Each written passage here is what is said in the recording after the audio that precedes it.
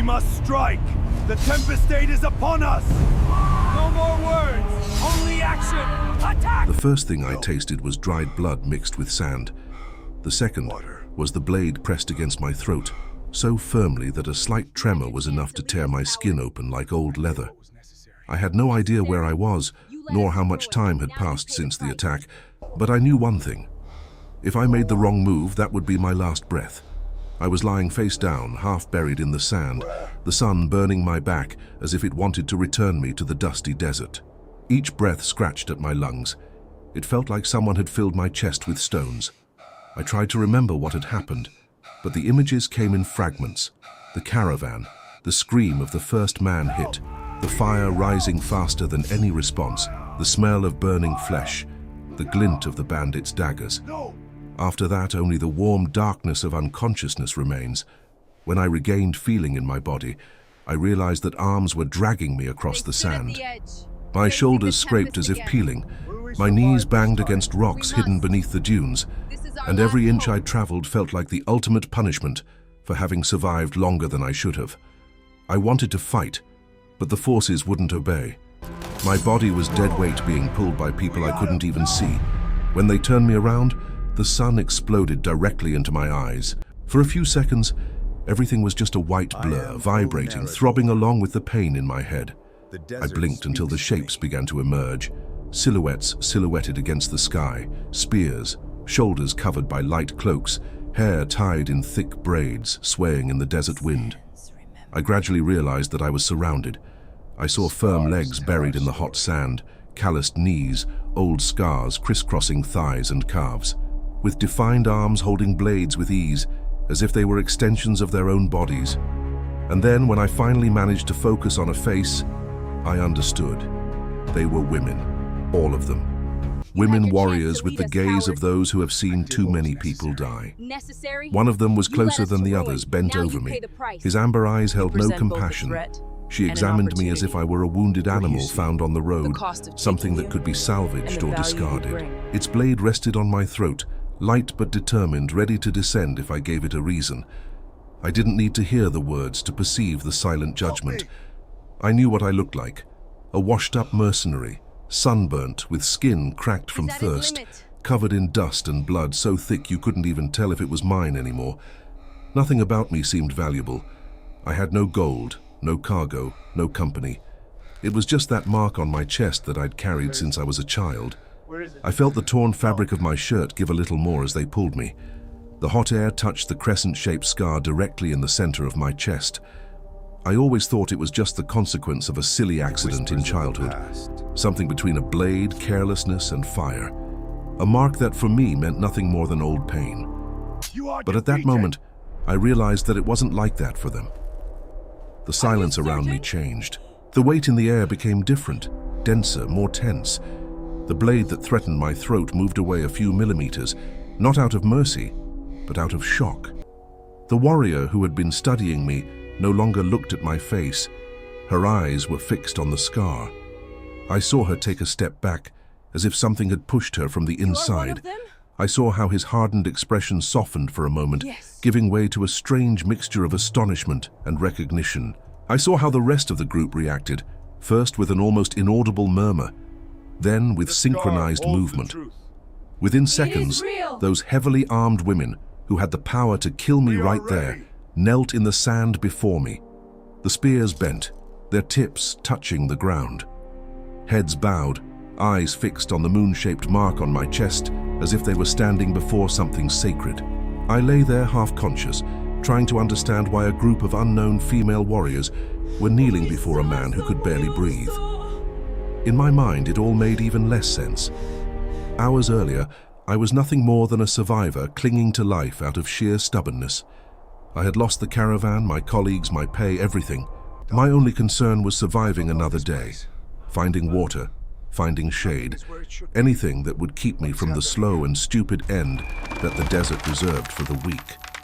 Suddenly, I was being treated as if I was something more. I felt it when they lifted me up with less brutality. It still hurt, but there was a subtle difference. Instead of dragging me around like a corpse, They lifted me up like someone who had somehow just become important. Gently, hold him My steady. legs gave way as soon as they Slow tried down, to I'm help me alright. stand, Not yet. and the Careful world with his spun, leg. but firm hands your held head me up, by the warrior. arms. Meanwhile, the wind changed. We are almost It was there. as if the desert itself had I stopped see to it. observe. A hot blast cut through Hold the him. air, lifting grains of sand He's that hit my collapsing. face, my eyes, Grab him seeping now. into cracks I was trying to close. Got you. When I managed to force my gaze towards the horizon, I saw it. Something was coming towards us. It wasn't just an ordinary storm. I had already seen walls of sand devouring entire caravans. That was different. A dark mass grew far away, spiraling and rising so high it seemed to lick the sky. Between the yellow of the sand and the white of the sun, there was a strange, almost bluish glow pulsing within that thing. He seemed alive. With my throat too dry to form long sentences, my mind did what it always does in moments of danger. It calculated. I was in open terrain, in a vast expanse of desert that stretched out in every direction. There were no tall rocks, no caves, no walls, nothing to hide. If that storm reached us, the only protection I would have would be a body that had already been defeated by the heat before anything else. I knew what a common sandstorm did to a man. It tore off skin, blinded, buried, and broke bones little by little. But there, looking at that strange mass, I felt something different, a feeling that there was a will behind that movement, not just wind and It's grain, growing closer. as if someone had called for it, as if it were an attack. Prepare yourselves. The way the female warriors reacted only confirmed this impression. There is no escape. Nobody panicked, nobody screamed. But I sensed the silent fear in every gesture. I saw hands gripping spears tighter. I saw them take a deep breath, like someone preparing for a sentence they already know beforehand. Even without hearing the words, I understood the story that the suppressed fear was telling. The storm was nothing new to them. It wasn't the first time. And even if nothing changed, it wouldn't be the last. Even with my vision blurred, I still noticed something else. A kind of bitter reverence when they looked at me. A kind of distorted hope that I had never seen directed at me before. All of this trapped in eyes too tired to pretend. I, a broken mercenary, had become the center of a game I didn't even know existed. To them, I was more than just a man rescued from the clutches of the desert. Facing the tempest I was an again. answer, or at least the must. promise of one. This is our The last feeling hope. of being cornered came all at once. Until that moment, the desert had been my jailer. If I couldn't find water, I would die. If the sun overcame my resistance, I would die. If the bandits' remains returned, I would die. Everything was simple. Either I fought against the environment or it would swallow me whole. Now things were different. I couldn't just turn my back and keep crawling in another direction. There was no safe direction. On one side, a supernatural storm raged, ready to wipe out anything in its path. On the other side, a group of female warriors treated me like a king without knowing me, expecting something from me that I didn't have. At that moment, I understood that the choice was already being made around me without my permission. I knew instinctively that soon someone would place in my hands the decision that they couldn't make on their own. On one side, a people hanging by a thread. On the other hand, there is my own life. And I still didn't know the real price of accepting any role in this game. The desert roared in the distance like a living storm. The kneeling warriors stared at me as if I were the last flame before complete darkness. And I, for the first time since I woke up, realized that my biggest problem was no longer surviving that day. It was about surviving what they expected me to become. I still knew nothing about the sanctuary buried beneath the dunes, nor about the invisible enemy that sent the storms to exterminate the last daughters of the sand. I didn't yet know that the blood running through me wasn't as simple as I'd always thought. I didn't know yet that my scar was never an accident. But at that moment, feeling the blade still close to my neck, the sand burning my skin, and the storm growing on the horizon, I already understood one thing. Any choice I made there would destroy me in some way. I should have run away then. I should have ripped my arms from the hands that held me, ignored the dizziness, and run awkwardly in any direction, even knowing that the desert would kill me a few hours later.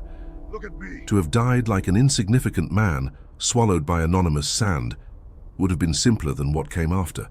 But I didn't run. I was surrounded, weak, with the raging storm growing on the horizon like a wall swallowing the sky. And those warriors, kneeling before me as if they had found something they had been waiting for too long, clung to my presence like shipwrecked sailors cling to a piece of wood, even if that piece was rotten. They stood up quickly, as if time had started running again. The leader regained control without needing to say anything aloud. The way she breathed was already a command. Some female warriors scattered, climbing onto nearby dunes, searching for a route, gauging the distance to the advancing sand creature. Others approached me, lifting me up, supporting my weight as if I were a prisoner too valuable to fall.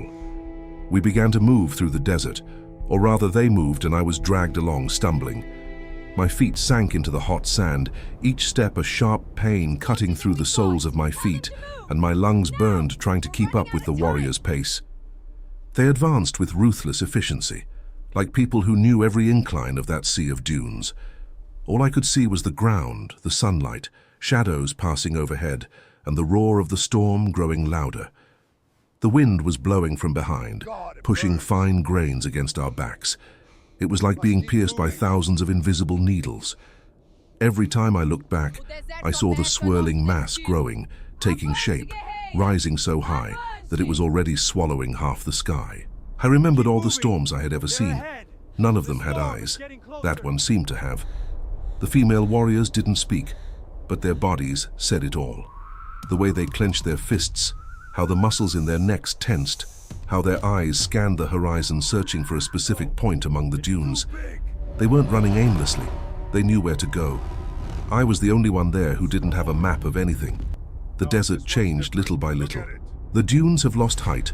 The ground has become firmer, with patches of dark stone appearing beneath the sand. Ruins began to emerge, first isolated, then in groups. Pieces of broken columns, half-buried stone blocks, broken arches pointing nowhere. It was like walking over the colossal corpse of an ancient city, swallowed by the dunes. Each ruin seemed to stare back. There were marks carved into the stones, symbols worn by the wind, curved lines that resembled the same moon as my scar. I recognized the design, not because I had seen it in some temple before, but because I had carried it on my skin for as long as I could remember. And that started to bother me in a way that no blade, no threat, no blow had ever managed to. I've been here before. The warriors led us to a depression between high dunes, like a large natural amphitheater of sand and stone. In the center there was a semi-buried structure, only the upper part visible, a kind of gigantic portal made of dark stone, covered with almost faded inscriptions. All around, broken pillars protruded like animal teeth. That was the place they defended from the wind and storms. The portal had no doors, or if it existed one day, it didn't exist anymore. Only one immense black arch, its opening facing a flight of stairs that plunged into the darkness beneath the sand. From that opening, the air rose, colder, carrying a smell of ancient stone and something metallic, which didn't match the desert heat. That's where they wanted to take me.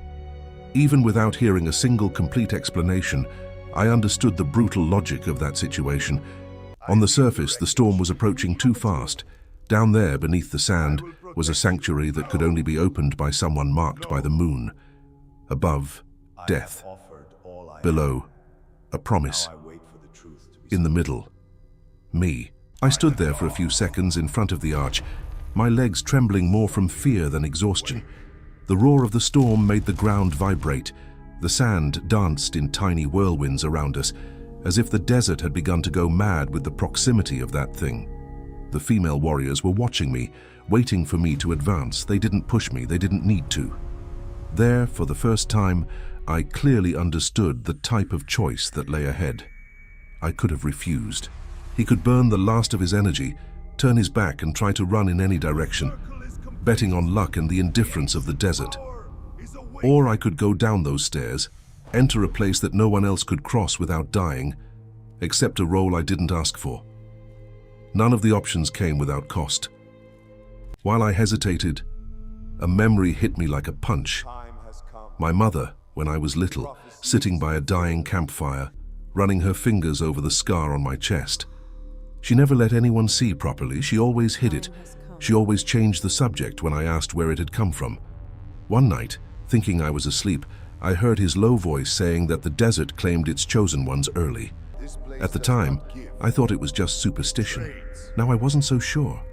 The female warriors surrounded me in a semicircle. I could feel their anticipation burning my skin more than the sun. To them, I was more than just a wounded man. I was a response that was too late. Each line of weariness on their faces, each scar, each gaze lost on the horizon, carried years of waiting for what they believed me to be. It was easy to call them prophecy fanatics. What was most difficult was ignoring the despair behind the faith. I saw in the eyes of some an old grief. Women warriors who had already buried sisters, mothers, and friends, swept away by storms that didn't seem natural. I also saw something akin to anger, the silent hatred of someone who sees the end approaching far too slowly. I didn't want to have any responsibility for that. I didn't want to be a hero, a king, a savior, nothing like that. I've always been good at one thing, surviving another day. My whole life had revolved around this, trading risk for money, selling my strength and courage to whoever paid best, without caring what came next. Now, the after had a face. Several. The storm roared closer. Grains of sand began to beat against the surrounding rocks like heavy rain.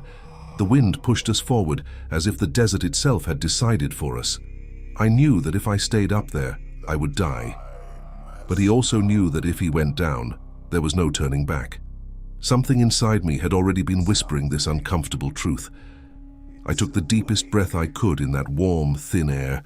I felt the scar on my chest throb, as if it had a life of its own. It almost seemed as if she was reacting to the portal in front of me, as if something down there was calling for the blood I carried. For a second, I had the impression that the moon design was burning under my skin, even without fire. So I moved. One step, then another one. Each step toward the stairs was a small funeral for my freedom. With my first foot on the first dark step, I understood that, from then on, any decision I made would not be mine alone. An entire people depended on that descent. Whether I liked it or not, I was already bound to them. Going down was like diving into another world. With each step, the sound of the wind above grew more distant, muffled by the stone and compacted sand. The air was getting cooler, which should have been a relief, but it only increased the discomfort. It wasn't the coolness of an oasis, it was the deep cold of something ancient that had never seen the sun. Light streamed from thin, pale crystal filaments embedded in the walls, emitting a greenish glow. They drew distorted shadows on the stones, making everything seem narrower, deeper, more hostile. I could hear the sound of my own footsteps echoing in a strange way, as if something down there was repeating my presence, testing my weight, the rhythm of my heart. The walls were covered in inscriptions, curves, spirals, lines that resembled phases of the moon, sequences of symbols that I couldn't understand, but which generated an unpleasant feeling of familiarity. It was like looking at a language you'd heard in childhood, but never learned to speak. I could recognize patterns, but not meanings. My mind tried to fill in these gaps with ancient stories, legends I had heard in taverns, whispers about civilizations swallowed by the sand, about kings who betrayed gods, about curses cast into the sky on moonless nights. I never took those stories seriously. On that descent, they seemed less ridiculous.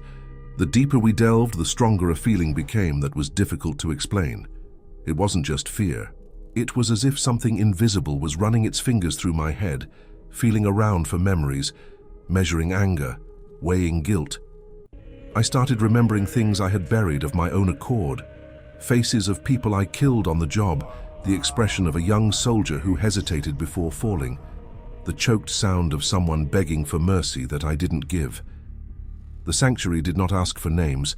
I was asking what was inside, and the answer wasn't pretty. I began to feel my own body in a different way.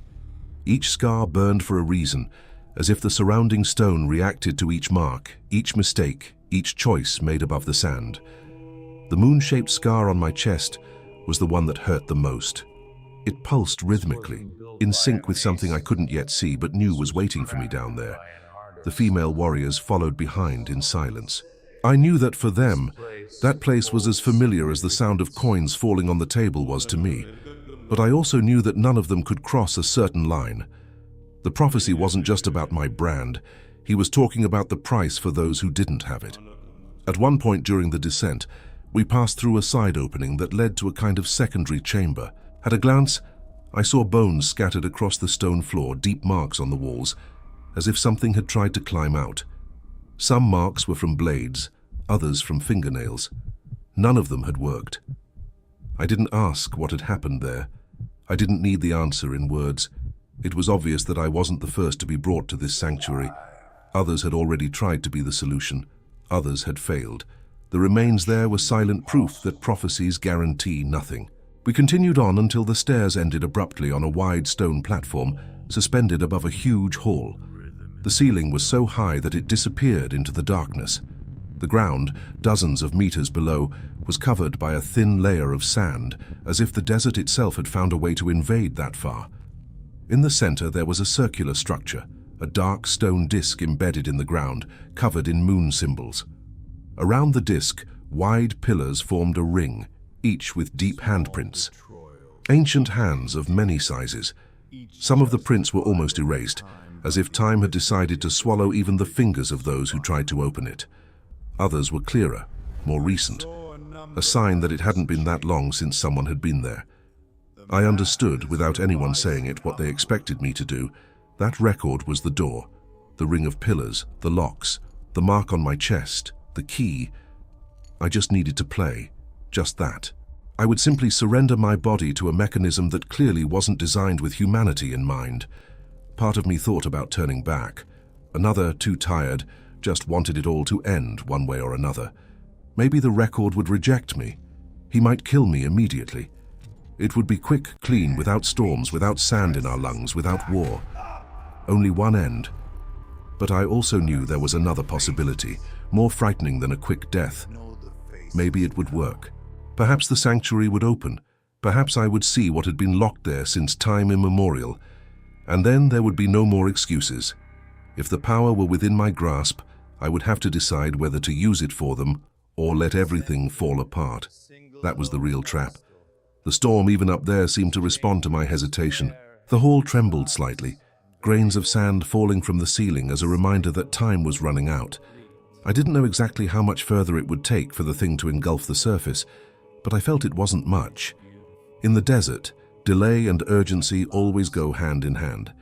I walked to the center circle. With each step, the cold intensified. It wasn't a normal cold. It was the kind of sensation that rises up the spine and spreads inside, as if the veins were rivers through which something icy began to flow. It was hard to tell if it was the sanctuary reacting to my blood or my fear trying to paralyze me. When I stood in front of the record, I felt the weight of all the eyes on me. The female warriors waited without getting too close. The platform they were on marked their safe limit. One more step, and the danger would be mine alone. The prophecy protected some, but exacted a high price from others. I looked at the handprints on the pillars. I thought of those who came before, men and women who believed, or were forced to believe, that they could change the fate of an entire people. Some may have accepted out of devotion, others out of guilt, and still others out of pride. I was there because I had no other option. I placed my hand on one of the pillars. The stone was hotter than I expected. I felt a faint vibration go up my arm, as if I had touched something living. On my chest, the scar pulsed stronger, responding. For a moment, I almost believed I could hear whispers in a language I didn't know, coming from inside the rock. I closed my eyes. I thought about the destroyed caravan, about all the jobs where I left people behind in exchange for my own safety, about the promises I broke when things got tough. I wasn't a hero, I never was. Perhaps the sanctuary would realize this and dispose of me right there. Part of me was hoping it would be that way. But he didn't kill me. On the contrary, I felt something click into place. It's as if an old cog, jammed for centuries, had finally found its missing piece. An intense heat spread through the pillar, rose up my hand, invaded my arm, and descended to my heart. The scar on his chest burned like a branding iron. The stone disc in the center of the hall began to react. Lines of light appeared on its surface, forming the shape of a crescent moon identical to that of my skin. The surrounding symbols lit up in sequence, as if a circuit had been awakened after a long sleep. The ground really shook this time. Behind me I heard movement. The female warriors stirred, some kneeling again, others placing their hands on their chests in gestures that I assumed were of reverence. For them, that was the final test. The prophecy was correct. The moon marker worked. In their eyes, I was the promised king. But while the light spread through the sanctuary, I could only think about something else. If the door opened, so did the price. And I had this unsettling feeling that that place didn't give anything away for free. It never works. Not in ancient deserts. Not in wars that begin before you are born. When the disk finished lighting up, the air changed. An invisible pressure filled the room, as if the space around us had been compressed. The sound of the storm above disappeared completely, not because it had gone away, but because something stronger had taken center stage. It was like being in the center of an eye that hasn't yet decided whether to close or not. At that moment, a heavy certainty descended upon me with an uncomfortable clarity. I had just opened the only door that could save those warriors. But I had also just closed behind me, the last easy way out of my life. From that point on, any step would take me further away from freedom and closer to a different kind of prison. And the worst part is that I still had no idea what awaited me on the other side. When the disk finished lighting up, the entire sanctuary seemed to hold its breath along with me. It was as if the stone had gained consciousness for a few seconds. The air became thick, heavy, difficult to draw in, as if I were breathing water instead of air. If I still had any doubt that I had done something irreversible, she died right there. The light that ran through the central circle began to rotate slowly, as if searching for direction. A bright line moved to the edge of the disk and from there descended along the floor towards an opposite wall of the platform, tracing a path of illuminated symbols. When he reached the center of the wall, he stopped. The stone responded with a dull tremor. Cracks began to open up around the perimeter of that wall, ancient dust oozing from the gaps. An entire rectangle separated from the rest, sinking a few centimeters, as if it had let out a sigh after centuries of staring at the same point in the dark. Then it slid to the side in a movement that was too slow for humans, too fast for rock. Behind her, there was a corridor. Unlike the descent we had taken, this new path did not smell of depth. It smelled like something had been stored away. It didn't have the musty smell, nor the heavy cold of the lower chambers. It was a still, almost clean air, but with a metallic sheen that made the tongue tingle. With each step I took in that direction, I realized I was entering a space that wasn't meant for many people. The female warriors remained on the platform. Nobody tried to follow me. It wasn't just respect or fear of what was inside. It was obedience to a rule older than any military command. I was the only one who could cross that line without turning into dust or scattered bones, and that gave me an advantage that, at the same time, felt too much like condemnation. I crossed the threshold. The light from the sanctuary dimmed behind me, replaced by a pale glow emanating from crystals embedded in the corridor ceiling. The walls were smoother there, as if they had been polished by hands too patient to be human. There were symbols too, but fewer of them, as if the language of that place was different, simpler, more direct. I walked slowly, listening to the echo of my own footsteps and, beneath it, something else. A sound that is almost imperceptible, like a heart beating at a different frequency than mine. It wasn't exactly a sound. It was a sensation of pulsing, a rhythm that repeated itself inside the stone. The further I went, the more it blended with my own wrist, until, for a moment, I couldn't tell which was which. The guilt began to weigh on me in a different way. Up until then, my wrong decisions had affected only a few people at a time. A comrade in arms, a deceived client, someone I chose not to save in order to guarantee my own escape. Now each step seemed to double the number of lives hanging on my shoulders. I didn't know those warriors. I didn't know their names. I had no idea how many more lived hidden in that desert. But they were all bound to what I was about to do in that corridor. I thought about going back. For a few seconds I considered turning around, running back to the platform, pushing someone's hand against the pillar and letting someone else take that spot. But the harsh truth hit me without gentleness. There was no other person anymore. If it existed, it was in the bones I had seen along the way. If there had been previous attempts, they had failed. I was left over. At the end of the corridor, the space opened into a circular chamber. The ceiling was high, covered with drawings of the phases of the moon, from crescent to dark, forming a complete cycle. The smooth floor had a single central element, a low pedestal of dark stone, with a kind of elongated box on top, covered by a fabric that seemed not to have aged a day. Everything there conveyed a silent message. This is too important to be touched without cost. Approaching the pedestal was like approaching a sleeping and dangerous animal. Each step was calculated, measured, as if any sudden movement could awaken something that preferred to remain still. The pulse I felt in the hallway was stronger there, as if the heart of that thing was beating beneath the fabric. For a moment, I stood a few inches away, trying to decide if I really wanted to see what was under the fabric. The storm up there seemed very far away now, but I knew that wasn't true. The silence in the chamber was deceptive. Outside, living sand advanced to swallow everything that remained of what was once a forgotten civilization. If I took too long, the sanctuary might remain intact, but those who needed it would be wiped off the map. That invisible urgency pushed my hand. I touched the fabric carefully.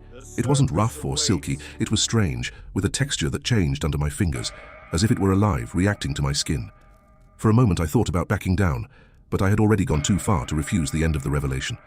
I pulled the cover to the side. Beneath the fabric, a weapon lay, but calling it a weapon seemed an understatement. It was a long blade, thinner than ordinary swords, made of a material I didn't recognize. It was neither metal, nor stone, nor crystal. It was something in between all of that, and at the same time, none of it. The surface absorbed the light instead of reflecting it, as if any glare that touched it was swallowed up. When I ran my fingers a few centimeters above, without touching, I felt the air around me become heavier. It was like bringing your hand close to fire, but without any heat. There was power there that I knew without needing explanation, without prophecy, without carved symbol. It was the kind of thing that in tavern tales always came with a curse. In real life, no sensible man should want to hold something like that. I wasn't being sensible. I've never been. And at that moment, it couldn't be. I closed my hand around the handle. The first sensation was one of shock, as if I had plunged my entire arm into ice-cold water. The cold shot rose quickly up to my shoulder, then trickled down my chest, seeking out my scar. When he found it, the world seemed to stop for a second. Everything went silent. Heart, lungs, thoughts. The blade reacted to my touch. Thin lines appeared along it, like inverted cracks of light, drawing the same moon symbol that had been haunting me from all sides. But there, for the first time, the brand seemed complete, as if it had found the right place. I was the perfect fit. The weapon, the lock, not the other way around. Along with the cold, something else came. Memories that weren't mine. Loose images exploded behind my closed eyes. Ancient storms swallowing entire cities, creatures made of sand and shadow walking under distorted moons, falling columns, screams, a desert being born where there was once sea. I saw women with amber eyes like the warriors up there, facing waves of darkness with blades similar to the one I was holding. I witnessed defeat, retreat, burial. The sanctuary held more than one weapon. He harbored an old failure. A last resort that wasn't enough the first time. I sensed, without anyone telling me, the true purpose of that blade. She wasn't meant to win alone. It was a key, again. Not for doors, but for something more cruel. Sacrifices. It wouldn't work without cost. It would exact a price from whoever used it. A price too high to ignore. For a second, I saw myself in the distorted reflection of one of the dark surfaces. I didn't see a king. I saw an ordinary man holding something far too big for his calloused hands. I saw fear in my own eyes. I have no fear of the storm, nor of the desert, nor of the invisible enemy. Fear of what I would have to give up in exchange for a little power. The runner behind me caught my attention with a slight tremor. I remembered the warriors out there on the platform, on the other side of the sanctuary, facing a sky that was collapsing into sand. I remembered how they knelt before me, without knowing who I really was. Simply because the mark on my skin matched lines on ancient stones. I remembered that if I left the weapon there and tried to climb up empty-handed, all that awaited me was a desert devouring people who had bet everything on me. I discovered at that moment that the worst form of cowardice is not running away. It's about staying and doing nothing. I took the blade with me. Each step back down the hallway felt heavier, as if the floor wanted to suck my feet in. It wasn't just the physical weight, it was the knowledge clinging to the bones. I already knew that weapon was capable of cutting things that weren't flesh, but I also knew that each cut would tear something away from me. Humanity, memory, perhaps even the little freedom I still held onto. When I reappeared on the platform, the warriors' reaction was immediate. They saw the blade, they saw the strange light that still ran along its edges. They saw the way my scar burned, red, beneath the dirty skin. Some swallowed hard, others clenched their fists. Others let out an expression of relief so pure it almost hurt. They believed that this was the beginning of salvation. I knew it was the beginning of another kind of end. The tremor in the sanctuary grew stronger. It was no longer just a response to what I had awakened down there. It was a reflection of the storm outside. Part of the sand must already have been advancing over the upper ruins, crashing against the rocks like a raging, dry sea. That feeling of being inside the eye of a restless creature worsened. I didn't have time for explanations, nor for speeches. I had no words to promise those women anything. I was hardly sure what I would do myself. But one thing was clear. We couldn't just stay down there waiting. A sanctuary is only useful if those who need it can get out of it alive. We started to climb. This time I went ahead, blade in hand, as if erasing the path behind me was my responsibility. Each step was a countdown to the chaos above. As we approached the surface, the sound of the wind returned, first as a distant whisper, then as a muffled roar, then as a scream.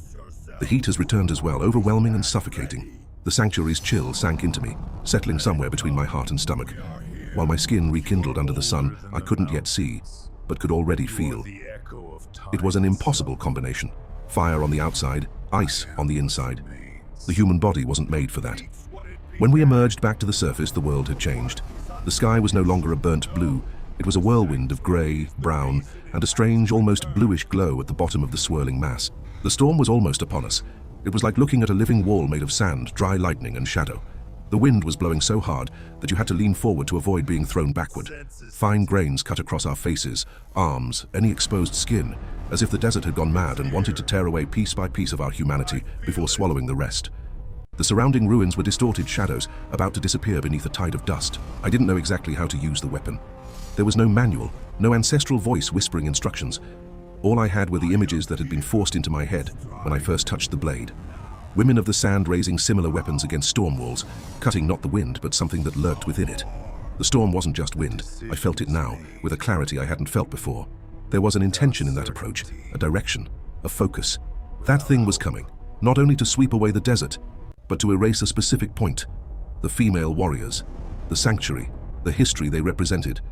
And I, by accident or fate, had stuck my body right in the middle. The female warriors positioned themselves around me, forming an irregular circle. Some raised spears, others shorter swords, all useless against a wall of sand. But none of them backed down. There was fear, a lot of it trapped in my muscles. But there was also a silent stubbornness that I recognized as the same stubbornness that had kept me alive crawling through the dunes. I didn't have a plan. I had a weapon I didn't understand, a raging desert, an open sanctuary behind me, and a growing debt to those women who had decided to believe I was something more than I had always been. Any other reasonable man would call that a death sentence. All I could think was that, if I were to die, at least I would die trying to do something different from what I had done my whole life. I raised the blade. The wind tried to snatch it from my hand. She was heavier than she looked, not in a physical sense, but as if she carried within her all previous uses, all battles lost and won. Each finger that closed around the cable seemed to commit itself to something I couldn't yet name. Something moved within the storm. It wasn't sand. It wasn't wind. It was a shadow. A fleeting form, too large to be human, too fast to be any creature I knew. A presence that made the air around us vibrate in a different way. At that moment, I understood that the invisible enemy was not a poetic metaphor. It was real, ancient, patient. And for some reason that I had not yet discovered, I had decided to finish again the work that began when the desert swallowed the civilization of these warrior women. I took a deep breath, as deep as the wind would allow. I felt the scar on my chest burn in response to the proximity of that thing. The blade vibrated slightly in my hand, as if it too had recognized what was coming from inside the wall of sand. It wasn't just the desert against us. It was something I had learned, to use the desert as a weapon. At that moment, something inside me broke and at the same time aligned itself. My entire life as a mercenary, of selfish choices, of calculated escapes, of contracts signed in exchange for money, converged on that point. I always ran away from responsibilities that were bigger than me. This time, there was nowhere left to run. I still didn't know the exact price that this choice would exact. I didn't know what the blade would tear from me, nor how far the war that was beginning there would go. I only knew one thing. If I backed down at that second, there would be no one left to tell the story. And some stories, however painful they may be, deserve to be finished. Part 4. I didn't think anymore. I simply raised the blade against the approaching living wall of sand. The wind howled like a hungry beast, hurling grains that cut like blades. But I kept my arm steady, feeling the weight of the weapon pulling not only at my muscles, but something deeper, as if it were testing my will to use it. The storm did not stop. It came, in full force, swallowing the ruins around us in a wave of dust that extinguished everything. When the mass of sand reached us, I saw for the first time what it was hiding. It wasn't just blind destruction. At the center of the maelstrom, shadows moved, elongated shapes that stretched and contracted like tentacles made of pure darkness. There were dozens, perhaps more, emerging from the sand, as if the desert was spitting them out to finish an ancient task. Each one pulsed with an energy that made the air tremble, as if the very space around them ached. The blade in my hand reacted before I did. She glowed from within, a cold, cutting light, and I felt the tug. It wasn't just the weapon, it was the scar on my chest that connected to it, guiding my arm as if I were a puppet of something bigger. I turned my body and cut off the first tentacle that came towards us. The impact wasn't like hitting flesh and bone. It was like cutting into a vacuum. The blade pierced the shadow without resistance, but something happened.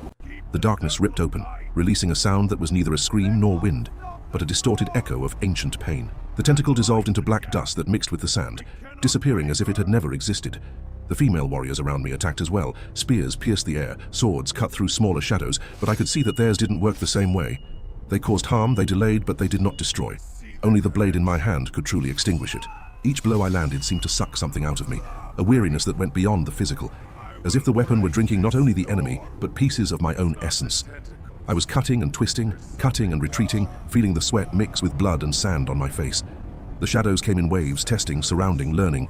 They adapted too quickly, changing shape to avoid the blade's reach, attacking through the gaps left by the female warriors. I saw one of them fall, swallowed by a mass of tentacles that dragged it into the living sand. There was no shouting, just an empty space in the circle we formed. Desperation grew, but I couldn't stop. Each shadow I erased with the blade relieved some of the storm's pressure, as if all the force came from a central point I couldn't yet reach. I felt it, a greater presence in the heart of the storm, something that watched, waited, calculated how much I could endure before breaking. My body was screaming at me to stop. Muscles burned, vision blurred with sweat, lungs ached with each forced breath. But the blade wouldn't allow it. She kept pushing me forward, as if she had her own agenda. And deep down, I knew that stopping would mean the end of us all. I don't know how long it lasted. Minutes, hours, the desert erases the notion of time when it decides to swallow you whole. All I know is that, at some point, the shadows lessened. The storm's roar lost its force, receding like a wound. The wind was still blowing, but it was just wind now, without the raw hunger of before. When the last tentacle crumbled to dust, a heavy silence fell. The sand stopped dancing. The sky gradually cleared, returning to its usual burnt blue color. I stood there, blade still in hand, panting, my whole body trembling with exhaustion and something else I couldn't name. The remaining female warriors approached slowly, some wounded, others with empty stares as if they had watched yet another sister disappear, but alive. The sanctuary behind us is still intact. The desert, for the first time in who knows how long, is quiet. I had done what they expected. He had opened the sanctuary, picked up his weapon, and faced the storm. To them, I was the king marked by the moon, the prophesied savior. But I could feel the raw truth inside. It was not salvation. It was a postponement. The blade throbbed in my hand, cold and hungry. Every time I used it, something was lost. It wasn't just tiredness. It was as if pieces of me were being sucked away. Old memories, old anger, the part of me that still believed I could choose to run away. I could feel it now, an emptiness where there had once been certainty. The weapon didn't just kill the enemy. It was killing the man I used to be. I looked at the scar on my chest. It was darker, deeper, as if it had expanded a little. It wasn't just a birthmark, it was a contract. I had accepted a role and the price was starting to show. The female warriors surrounded me with a reverence that bothered me. They envisioned victory. I saw the beginning of a bigger war. The storm had receded, but it would return. The invisible enemy had tested our defenses and found weakness. And now, with the blade in my hand, I was the main target. At that moment, I understood the true conflict. I was not the king of a people. I was a prisoner of a prophecy I did not ask for. Freedom was a distant illusion, exchanged for a duty that would consume me entirely. I could lead, fight, open sanctuaries, but each step took me further away from who I once was. The desert whispered this in every returning breeze. He doesn't forgive, don't forget. And now, with their blood in my path and the blade embedded in my soul, I was part of him. I saved the female warriors that day, but I lost something essential of myself in the process, a part that would never return, a bittersweet victory like all those that the desert allows. If you've ever wondered what you would do in my place, write it in the comments. Perhaps I would do it differently. Maybe not. If stories like this keep you hooked until the end, subscribe to the channel for more tales like this. Share this with someone who understands the weight of impossible choices. The desert still holds secrets, and I'm not finished telling the story yet.